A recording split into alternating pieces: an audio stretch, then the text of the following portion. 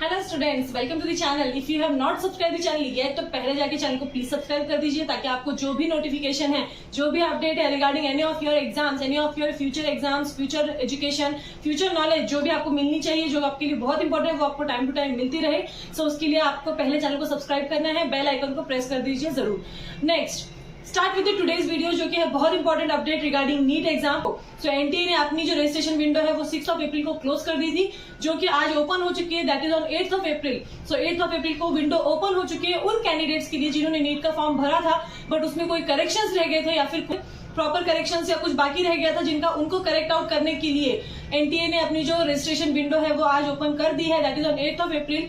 और ये कब तक खुली रहेगी? तो ये विंडो ओपन रहने वाली है 10 अप्रैल तक, दैट इज 8 to 10 अप्रैल तक के बीच में ये विंडो ओपन रहने वाली है। So do spread this news to everyone. सबको ये बात पता होनी चाहिए, सो हर एक चाइल्ड को ये मौका मिलना चाहिए जो अगर रह गया है बाई चांस कोई सर्वर डाउन होने की वजह से या फिर इंटरनेट स्लो होने की वजह से। बहुत से स्टूडेंट्स जिनका ये फॉर्म भरना रह गया था, उनके लिए ये वेबसाइट अगेन एनटीए ने ओपन कर दी है। So do spread this news. Next thing is, इस साल हो चुके हैं 21 lakh plus registrations for NEET exam. So guys this is a big number, that is 21 plus lakh registration. तो अगर हम देखें तो लास्ट ईयर 2022 में 18 प्लस लाख रजिस्ट्रेशन हुए थे for NEET exam, whereas in 2021 16 plus lakh registration students ने किए थे guys, 16 plus lakh registration.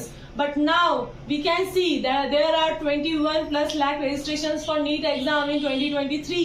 So guys, is this a thing to worry? आपको इससे चिंता करने की जरूरत है या फिर नहीं है? So वो हम आज डिस्कस करने वाले हैं। बहुत ही इंपॉर्टेंट, बहुत ही पेशेंटली और बहुत ही शांति से आपको ये सुनना है। बहुत अच्छे से वीडियो को पूरा कंप्लीट देखिए। आपको बिल्कुल भी टेंस फील नहीं होगा जब आप ये पूरी वीडियो देख लेते हैं।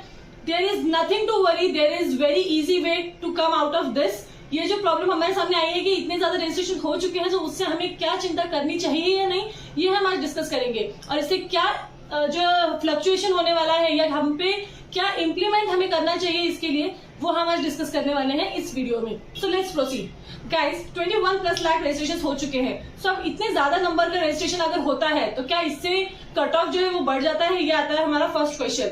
सो कट ऑफ गाइज इससे ज्यादा चेंज नहीं होता। चेंज ऑब्वियसली होगा, हर साल कट ऑफ बढ़ता रहता है, we know that, but cut off थोड़ा चेंज हो सकता है, बट ज्यादा चेंज कट ऑफ में नहीं आएगा। इस नंबर ऑफ रजिस्ट्रेशन के इंक्रीज होने के कारण चेंज किस में आएगा? That is in the competition. Cut off ज्यादा नहीं बढ़ रहा है, कॉम्पिटिशन ज्यादा बढ़ रहा है गाइज। अब कॉम्पिटिशन ज्यादा बढ़ रहा है तो इसका मतलब ये नहीं है कि हमने जितना पढ़ा है वो एकदम जीरो हो गया, या फिर हमने जितनी पढ़ाई की है उससे ज्यादा अच्छे स्टूडेंट्स अब कंपटीशन में आ रहे हैं, ऐसा कुछ भी नहीं है। वी डोंट नो कि जो एक्स्ट्रा नंबर ऑफ कैंडिडेट्स ने रजिस्ट्रेशन किया है वो बहुत ज्यादा ब्राइट है, बहुत ज्यादा वीक है। We don't know about that, just एक नंबर इंक्रीज हो चुका है, हमें इसके बारे में कोई चिंता करनी नहीं है। अगर आप कॉन्फिडेंट आपकी स्टडी के ऊपर, आपकी प्रिपरेशन के ऊपर कि आपने परफेक्टली कर रखा है सब कुछ, तो आपको इससे कोई भी चिंता करने की जरूरत नहीं है। Next thing very important, that is कि ये जो 21 लाख प्लस रजिस्ट्रेशन हुए हैं, इनमें से ये सारे कैंडिडेट जो है वो हमारे कंपटीशन नहीं है। द कंपटीशन और the race will be only in the first 2 to 3 lakh candidates. इन 21 लाख प्लस कैंडिडेट्स में से सिर्फ जो कंपटीशन होने वाला है वो 1 से लेके 3 तक लाख के जो स्टूडेंट्स आने वाले हैं, फर्स्ट 1 to 3 लाख स्टूडेंट्स, उनमें ही कंपटीशन होने वाला है। वही स्टूडेंट जो है रेस में भाग लेने वाले हैं और वही स्टूडेंट्स इस रेस में भागते रहेंगे कि हमको एमबीबीएस की फर्स्ट जो गवर्नमेंट सीट है वो हम ही लेंगे। ये जो 1 to 3 लाख स्टूडेंट्स हैं, वही बाकी के जो नंबर्स है वो क्वालिफाई नहीं होते गाइज। सो उनसे हमें टेंस होने की जरूरत नहीं है। एंड यू शुड एंश्योर कि हमें इन्हीं फर्स्ट 3 लाख स्टूडेंट्स में आना है। ये आपका डेडिकेशन होना चाहिए, ये आपका मोटिव होना चाहिए। 1 to 3 लाख स्टूडेंट्स में आने का मतलब है आपको जो गवर्नमेंट, सेमी गवर्नमेंट या फिर प्राइवेट जो भी एमबीबीएस की सीट चाहिए वो आपको एक अपनी लेनी ही है। दैट विल बी योर इंश्योरिटी कि आपको ये करना है तो करना ही है। इसके लिए आपको जितना हार्डवर्क आपने अब तक किया है और जितना हार्डवर्क अभी आप आगे करने वाले हैं बचे हुए दिनों में, उसको आपको और बढ़ाना है, क्योंकि कंपटीशन बढ़ चुका है। तो आपको और अपना इंक्रीज करना है लेवल। जबकि बहुत से बच्चे जो होते हैं इस टाइम पे बहुत ज्यादा हेजिटेट हो जाते हैं, बहुत ज्यादा पैनिक हो जाते हैं कि नहीं यार अब मैंने बहुत सारा पढ़ लिया, अरे मेरे ये बाकी है, वो बाकी है, इसका तो ये भी हो गया, इसका ये भी हो गया, ये पॉइंट बाकी है, ये चैप्टर बाकी है। So don't worry about that at all. आपको कुछ भी इसमें चिंता करने की जरूरत नहीं है। सो गाइज आपको देना है आपके 100% एफर्ट, जितना आपने अब तक पढ़ा है उसको अच्छी तरह से प्रेजेंट करना है बस आपको, और अच्छी तरह से रिवाइज कर लीजिए एक बार। ज्यादा पैनिक होने की कोई भी जरूरत नहीं है इसमें। नेक्स्ट थिंग जो बहुत इंपॉर्टेंट थिंग है जो हम डिस्कस करने वाले हैं, दैट इज कि प्रीवियस ईयर का मॉकअप जो एग्जाम हुआ था उसका कट ऑफ क्या था for category wise. Distinction that we are going to see. So उसमें आता है जनरल कैटेगरी। जनरल कैटेगरी के लिए जो पिछले साल का मॉकअप एग्जाम का जो कट ऑफ था वो था 597। फॉर ईडब्ल्यूएस कैटेगरी वो जो कट ऑफ था वो था 595 and for OBC category again it was 597। Then for SC category के लिए था वो 450 and for ST category it was 425। So guys ये था पिछले साल का मॉकअप राउंड का जो एग्जाम का कट ऑफ। अगर अब हम देखते हैं कि ये जो कट ऑफ था ये बहुत ज्यादा हो रहा है, तो गाइज इससे मैं आपको बता दूं कि आपको इससे ज्यादा ही मार्क्स अब स्कोर करने हैं। ऑब्वियसली इससे ज्यादा मार्क्स हम स्कोर करेंगे, इससे ज्यादा का टारगेट हम सेट करने वाले हैं। नेक्स्ट थिंग, ज्यादा का टारगेट सेट करना है मतलब क्या करना है। अब इसमें ऐसे जो बच्चे हैं कुछ जो कैटेगरी में आने वाले हैं, अब उनको बहुत ज्यादा कैजुअल लेने की जरूरत नहीं है। कैटेगरी में जो स्टूडेंट्स आ रहे हैं तो उनको मैं पहले बता दूं कि कैटेगरी के स्टूडेंट्स में बहुत ज्यादा कंपटीशन इंक्रीज हो चुका है गाइज। अगर आप सोच रहे हैं कि मैं कैटेगरी में आ रहा हूं, मुझे कम कट ऑफ आ गया, कम मार्क्स आ गए तो भी मैं सेलेक्ट हो जाऊंगा, मुझे सीट मिल जाएगी, तो ऐसा नहीं है गाइज। आपके ही कैटेगरी में आपके ही कैटेगरी का एक स्टूडेंट जो है वो अगर जनरल कैटेगरी के जितने मार्क्स ला रहा है तो वो उसका एक कट ऑफ सेट कर रहा है, और आपकी जो कैटेगरी का जो कट ऑफ था उसको वो जनरल कैटेगरी के कट ऑफ जितना लेके जा रहा है, तो आपका जो कैटेगरी वाइज कट ऑफ है उसका कोई यूज नहीं रह जाता। So don't get very over confident on that कि हम कैटेगरी में आ रहे हैं तो हमें बहुत कम मार्क्स लाने की जरूरत है, ऐसा कुछ भी नहीं है। आपको अब जो टारगेट रखना है वो जनरल कैटेगरी या फिर उससे ज्यादा ही रखना चाहिए, तब जाके आप आपकी कैटेगरी में आप सेलेक्ट हो पाएंगे और आपको वो सीट मिलेगी। So guys note this point very specifically. और जनरल कैटेगरी को तो ऑब्वियसली एक पर्टिकुलर मैं एक रेंज बता देती हूँ कि हर एक कैटेगरी को कितना जो कट ऑफ है वो अब होना चाहिए इसके आगे, या फिर आपने कितना टारगेट सेट करना चाहिए आपकी नीट एग्जाम के लिए this year. So for general category you should score 650 plus in the exam. Guys अगर आपको एक आपकी एमबीबीएस की गवर्नमेंट सीट चाहिए या फिर कोई भी बड़े इंस्टीट्यूशन में, गवर्नमेंट, सेमी गवर्नमेंट या प्राइवेट हो, कोई भी बड़े इंस्टीट्यूशन में अगर आपको आपका एमबीबीएस करना है, आप वहां पे एडमिशन लेना चाहते हैं, तो आपको ऑब्वियसली 650 प्लस स्कोर करना बहुत बहुत जरूरी है। Next thing, so guys SC category के लिए आपको 480 प्लस स्कोर करना जरूरी है this year. Next ST category के लिए आपको स्कोर करने हैं 420 प्लस और 450 प्लस अगर आप पकड़ ले तो बहुत ही अच्छी बात है। आपको गाइज अभी मैं जस्ट एक प्रीव्यू बता रही हूँ या फिर एक कट ऑफ बता रही हूँ, बट आपको इससे ज्यादा ही स्कोर करने का अगर आप टारगेट रखते हैं तो ही आपको आपकी जो एमबीबीएस सीट है वो मिलेगी। अब इसके लिए हमें करना क्या क्या है वो हम एक बार डिस्कस कर लेते हैं। सिर्फ कट ऑफ सेट करने से या फिर दिमाग में सोच लेने से कि हमें इतना कट ऑफ चाहिए और इतने मार्क्स चाहिए तो वो मिलेंगे तो नहीं। ऑब्वियसली हमें उसके लिए हार्डवर्क करना बहुत जरूरी है। अब आपने साल भर स्टडी कर ली होगी या फिर अभी जितने बचे हुए दिन में उसमें आपने स्टडी बहुत सारी कर ली होगी, कुछ बाकी होगी ऑफकोर्स, बट उसको स्टडी करते समय और क्या पॉइंट्स हमें दिमाग में रखने हैं, तो let's start with that first. So सबसे इंपॉर्टेंट पॉइंट है, अब आपको इन जो बचे हुए दिनों में क्या करना है, तो वो सबसे पहला काम करना है आपको एनलिस्ट योर कंप्लीटेड चैप्टर्स।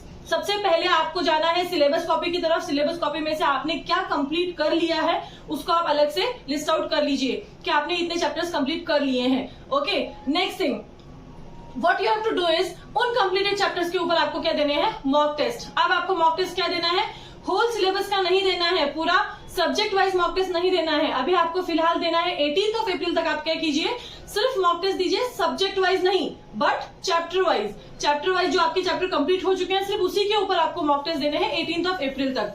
18 अप्रैल से लेकर 20 अप्रैल तक और 22 अप्रैल तक आप क्या कीजिए, बायोलॉजी को जो है आपका एकदम वेपन बना लीजिए। बायोलॉजी को आप बिल्कुल भी क्लियर कर लीजिए एकदम कि बायोलॉजी में जो आएगा वो एकदम 100% मुझे ये आना ही चाहिए, उसको एकदम अच्छी तरह से बाय हार्ट कर लीजिए। बायोलॉजी के एनसीईआरटी को अच्छी तरह से एक और बार रीड कर लीजिए, बचे हुए चैप्टर्स है उनको भी अच्छे से एक बार रीड कर लीजिए। आपने जो किए हुए इंपॉर्टेंट चैप्टर्स है वो तो है आपके पास, जो बचे हुए चैप्टर्स है उनको भी रीड कीजिए। अब आप जब ये 18 अप्रैल तक जो मॉक टेस्ट सॉल्व कर रहे होंगे दैट इज चैप्टर वाइज, उस टाइम पे आपको साइमल्टेनियसली 2-3 घंटे में क्या करना है, हर दिन आपको करना है जो बचे हुए चैप्टर्स है जो आपने पढ़े नहीं है अभी तक, उन चैप्टर्स में से इंपॉर्टेंट पॉइंट्स को आपको एक बार रीड आउट करना है। समझा है आपको क्या करना है, बचे हुए चैप्टर्स जो कि आपने किए हुए नहीं थे, जिनको आपने साइड में रख दिया था, अब उन चैप्टर्स को आपको क्या करना है, उनमें से पूरे चैप्टर नहीं, उनमें से सिर्फ इंपॉर्टेंट टॉपिक्स को आपको उठाना है और सिर्फ उन्हीं को प्रिपेयर करना है जैसे शॉर्ट पीरियड ऑफ टाइम, ज्यादा टाइम ना देते हुए, so that everything should be covered. Now next thing is, अब आप बोलेंगे कि हमारे जो हमने सेट किया था कि हमें ये चैप्टर करना है, हमारे वो भी नहीं हुए हैं, अभी हम वो वाले चैप्टर्स कैसे करें जो हमने डिसाइड ही नहीं किए थे करने के लिए। सो गाइस, इसमें ये एक और अपडेट है कि आपको क्या करना है, जो चैप्टर्स आपके हुए ही नहीं है उनके ऊपर आप मॉक टेस्ट देते रहेंगे साइमल्टेनियसली। आपका अगर वो चैप्टर हुए नहीं है जो आपने डिसाइड किए हुए थे तो उनका रिवीजन कीजिए, उनको स्टडी करते रहिए। और आप बायोलॉजी का जब स्टडी करेंगे तो बायोलॉजी के साथ साथ आप 22 अप्रैल तक क्या कीजिए, जो नहीं हुए चैप्टर्स हैं उनकी स्टडी कीजिए। Okay, now what you going to do, अब आपका ऑलमोस्ट सिलेबस कवर होता है इस चीज में। अब 22 अप्रैल से आपको क्या करना है, 27 अप्रैल तक कंटिन्यूअसली अब आपको चैप्टर वाइज मॉक टेस्ट नहीं सॉल्व करना है, अब आपको क्या सॉल्व करना है, directly subject wise mock test. पूरा सब्जेक्ट उठाना है, उसके ऊपर मॉक टेस्ट जो आएंगे, ऑब्वियसली उसमें आपको कुछ क्वेश्चंस नहीं आएंगे, कुछ आएंगे। डोंट गेट डिमोटिवेटेड, क्योंकि हमने जो किया है वही हमें आने वाला है। सो आपने स्टडी अच्छे से की है, वो देखते हुए ही आपको मॉक टेस्ट देना है। अब आपको मॉक टेस्ट में थोड़ी डिफिकल्टी आ रही है, तो मॉक टेस्ट को एक प्रैक्टिस के तौर पे हमें देना है, बट मॉक टेस्ट को ही नहीं करते रहना है। हमें मॉक टेस्ट के साथ रिवीजन भी चालू रखना है, 2 से 3 घंटे या फिर जो भी प्रेफरेबल टाइम आप देना चाहते हैं वो। अब अगर आप इसमें बोलेंगे कि हमें ये भी करना है वो भी करना है, मॉक टेस्ट भी सॉल्व करते हैं और प्रीवियस ईयर क्वेश्चन भी सॉल्व करने हैं, सो गाइज यस आपको मॉक टेस्ट सॉल्व करने हैं। सो गाइज आपको 4 to 5 मॉक टेस्ट देना जरूरी है, उसके साथ ही आपको 5 to 6 previous year question papers करना इज मस्ट। आपको इन बचे हुए दिनों में क्या करना है, 5 to 6 क्वेश्चन पेपर जो प्रीवियस ईयर के हैं वो आपको सॉल्व करने ही है। अब इसमें क्या होगा, आपको जो नहीं आ रहा है वो आपको जजमेंट मिल जाएगा। इसके अलावा बहुत बार ऐसा भी हो सकता है कि जो आपने कर रखा है, अच्छे से किया हुआ चैप्टर था, बहुत अच्छे से प्रिपेयर किया है, बट उसके भी आपको क्वेश्चंस जो है उनके आंसर्स आपको देने में डिफिकल्टी हो रही है। तो गाइज इट इज नेचुरल, ये हो सकता है, क्योंकि क्वेश्चन जो है वो कभी कभी ट्विस्टेड भी आते हैं, या फिर और एक जो पॉसिबिलिटी है वो ये है कि आपने स्टडी तो बहुत पहले कर ली थी लेकिन उसको रिवाइज नहीं किया है। दूसरी एक पॉसिबिलिटी ऐसी हो जाएगी उस टाइम पे कि आपने रीड तो बहुत कर रखा था या फिर आपने पढ़ाई तो बहुत की थी, बट उसमें आपने फोकस नहीं रखा था, तो उस टॉपिक को आपको दोबारा से एक बार करना बहुत जरूरी हो जाता है। गाइज यहाँ पे आपको सेल्फ मोटिवेशन रखने की बहुत ज्यादा जरूरत है। Guys you should always be self motivated, आपने अपने आप को खुद ही सेल्फ मोटिवेटेड रखना जरूरी है। Motivation is very important. अब इस बारे में हम क्या बोल सकते हैं कि बहुत से स्टूडेंट्स होंगे कि ओके इनके अब यहाँ पे क्या होगा, कुछ स्टूडेंट्स आपके साथ जो आपके कलीग्स हैं, फ्रेंड्स हैं, वो क्या करेंगे, वो बहुत सारी चीजें यूज कर सकते हैं, बहुत डिजिटल जो उनके पास कुछ जो गैजेट्स होंगे या फिर बहुत ज्यादा कुछ हाई प्रोफाइल नोट्स वगैरह होंगे, बहुत बड़े बड़े उन्होंने क्लासेस ज्वाइन कर रखे होंगे।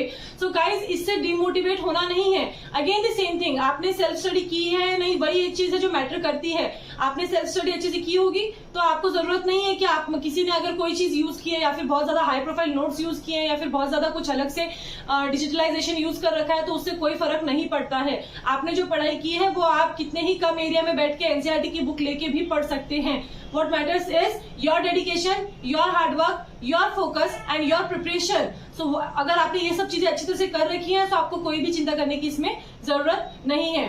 So guys, stay focused without getting panic and give the exam irrespective of number of registrations. So matter नहीं करता है कि 21 लाख प्लस स्टूडेंट्स ने रजिस्ट्रेशन कर दिए हैं, मतलब अब हम बहुत ज्यादा कुछ पीछे हो गए, तो ऐसा कुछ भी नहीं है। Don't get demotivated about this, और अच्छी तरह से आपकी जो पढ़ाई है उसको अच्छी तरह से आप जारी रखिए। कंटिन्यूअसली जितने बचे हुए दिन है उनका पूरा आप यूज कीजिए। After 1 month on the same day you will be proud of your self कि आपने बहुत अच्छा कर दिया है, बहुत ही आपका जो एकदम परफेक्ट पेपर आपने दिया है, एग्जाम में आपने आपका 100% दिया है, पूरे डेडिकेशन से आपने अपना पेपर दिया है। You will be satisfied with your paper अगर आप इन सब चीजों को फॉलो करते हैं और विथ सेल्फ कॉन्फिडेंस आप अगर आगे बढ़ते हैं तो। So all our future doctors, thank you for watching the video. If you have not subscribed the channel yet, तो पहले जाके चैनल को सब्सक्राइब कीजिए प्लीज, और बेल आइकन को प्रेस कीजिए, लाइक कर दीजिए वीडियो को अगर आपको इसमें से कुछ भी सीखने को मिलता है तो। Thank you for watching the video.